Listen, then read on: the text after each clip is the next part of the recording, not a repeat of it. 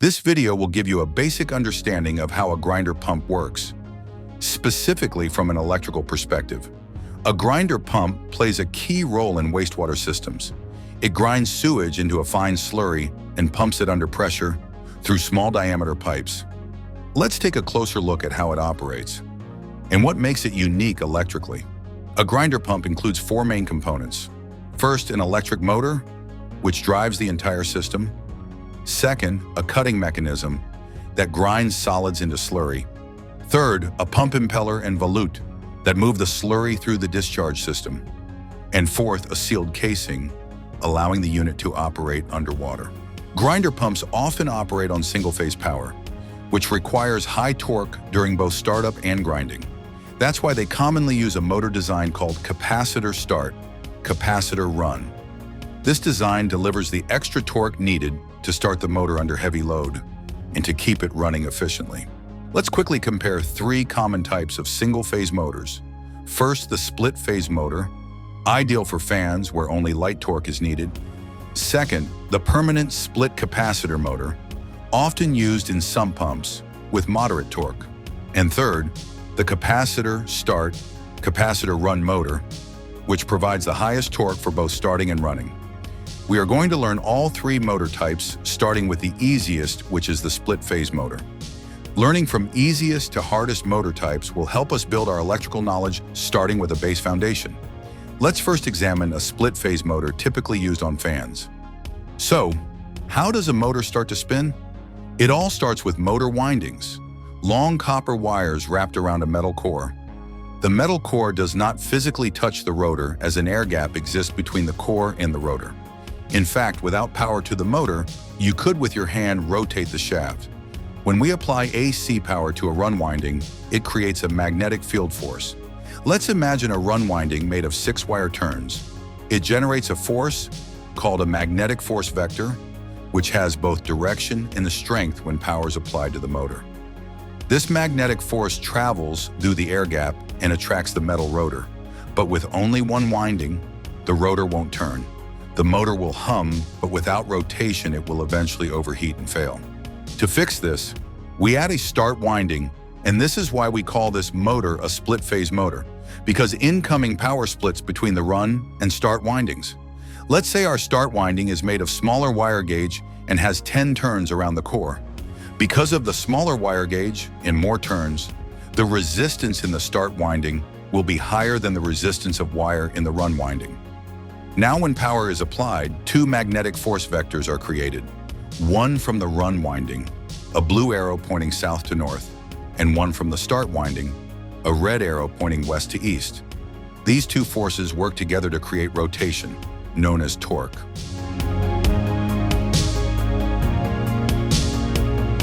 Next, we add a centrifugal switch to the system.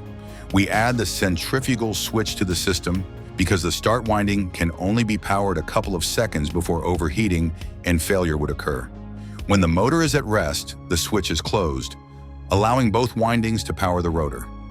As the motor speeds up to about 70 to 90% of full speed, centrifugal force opens the switch, disconnecting the start winding. Now the motor runs only on the run winding because of another phenomena of motors. A phenomena of a rotating rotor is that it also creates rotating magnetic fields, which keeps the rotation going even though the start winding has been removed. When power is turned off, the motor slows to a stop. The centrifugal force drops, the switch closes again, and the start winding is reconnected. We have now completed a cycle turning on a fan from rest and then stopping the fan. Let's explore the permanent split capacitor motor, commonly used in sump pumps. Sump pumps often start under load, pumping water right from the beginning. That means the motor must produce adequate torque immediately. This makes the permanent split capacitor, or PSC, motor a great fit. The PSC motor circuit is similar to the split-phase design, except it replaces the centrifugal switch with an oil-filled run capacitor. This capacitor is rated for continuous duty. It stays connected along with the start winding even after the motor reaches full speed. The capacitor serves two important roles. 1. It reduces running current for more efficient operation.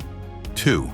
More importantly, it generates a stronger magnetic force vector than a split-phase motor, improving both starting and running torque. Since the start winding is always energized, the wire gauge is larger than in a split-phase motor. This thicker wire handles higher temperatures and sustained current. In our diagram, we'll visually represent this with a thicker coil. Now let's apply power to the PSC motor and watch it run.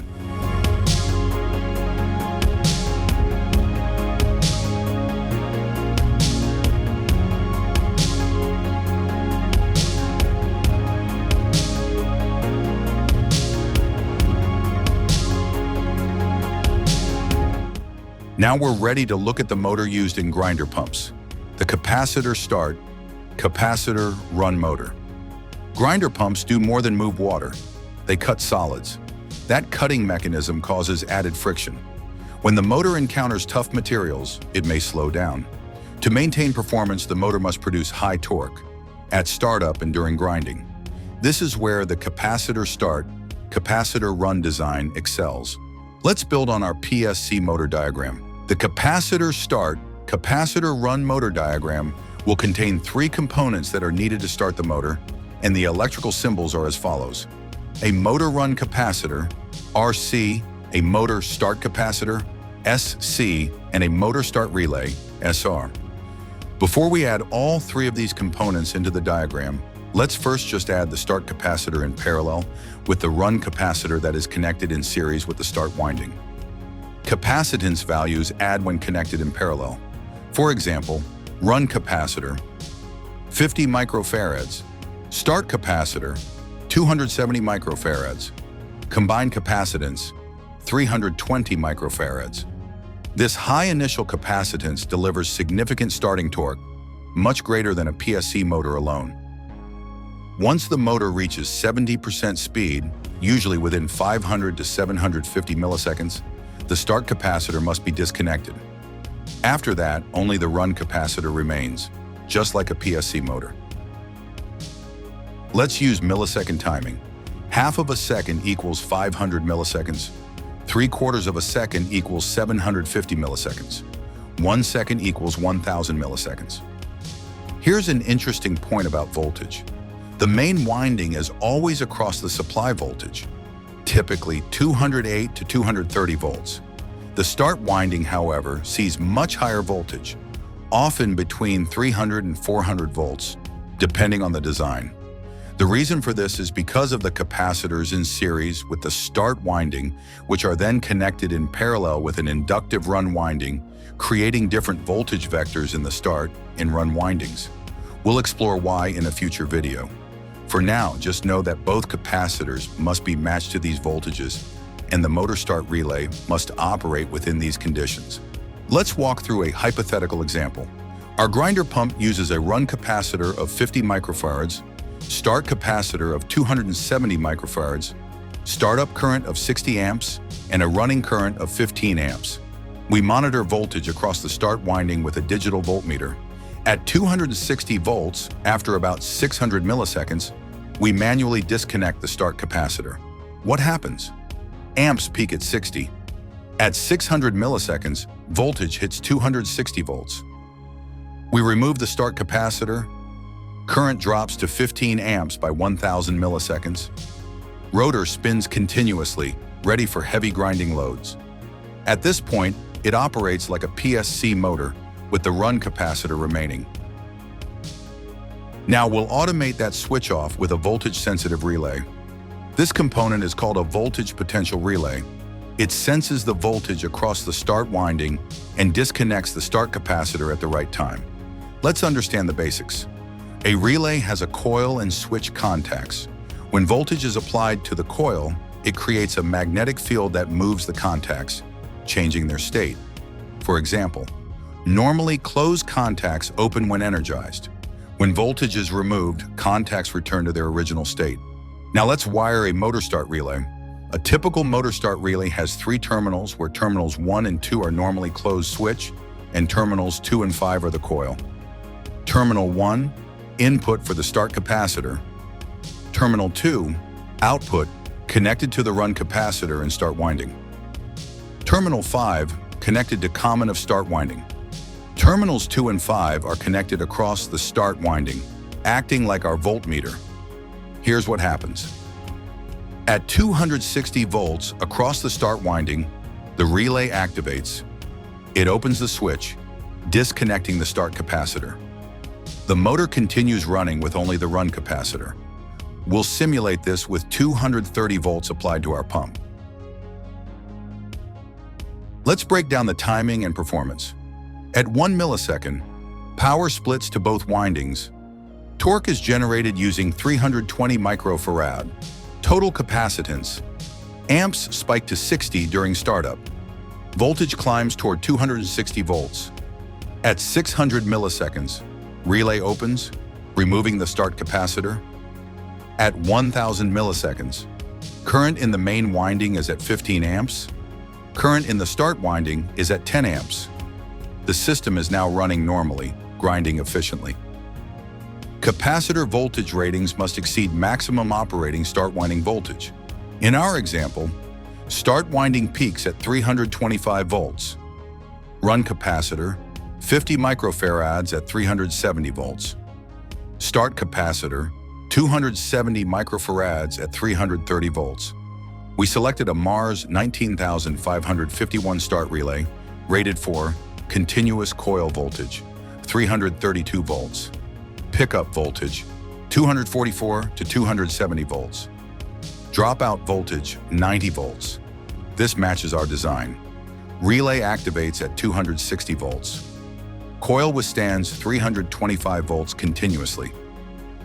We've now demonstrated how grinder pumps use capacitor start, capacitor run motors from an electrical perspective. Key takeaway: proper capacitor sizing and relay selection is essential. The start capacitor must be disconnected at the right time. All component ratings must align with the motor's design. We'll explore more about capacitor types and voltage behaviors in a future video. In this video, we focused on 3-wire single-phase grinder pumps and explained how a capacitor start, capacitor run motor is used to create a split-phase effect. This approach enables the motor to rotate and generate the high torque required for startup and operation. Now, when it comes to 3-phase grinder pumps, whether operating at 208, 230, 460, or 575 volts, there's a key difference. These motors already have 3 voltage phases, each naturally 120 degrees apart in phase. This built-in phase separation eliminates the need for capacitor kits entirely.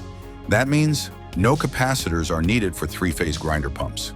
These pumps can be connected to any standard 3-phase control panel, just like other 3-phase motor types, whether they're used for sump, sewage, or non-clog pump applications. We'll explore 3-phase grinder pump systems in more detail in a future video. Thanks for watching.